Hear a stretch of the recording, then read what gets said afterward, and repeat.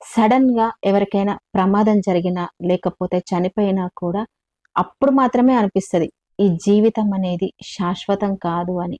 ఇక ఆ నెక్స్ట్ డేనే కోపాలు, అపార్థాలు, ఈగోలు, కుళ్ళు కుతంత్రాలు ఇలా మళ్ళీ మన పాత జీవితంలోకి వెళ్ళిపోతూ ఉంటాము. కానీ ఒక్కటి గుర్తుపెట్టుకోండి, మనం జీవించిన క్షణం మాత్రమే మనది.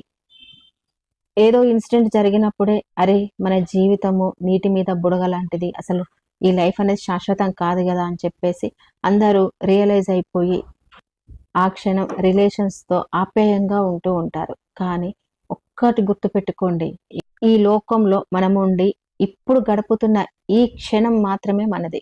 నిన్న జరిగిపోయింది ఎప్పుడైనా కూడా అది తీరిపోయిన రుణం మాత్రమే. ఇక రేపు అనేది ఆ దేవుడిచ్చే వరం. ఆ దేవుడు రేపు మనం ఉండాలి అనే వరం ఇస్తేనే మనం ఉంటాము. అంతే తప్ప మనం ఉండాలి అనుకుంటే ఉండము.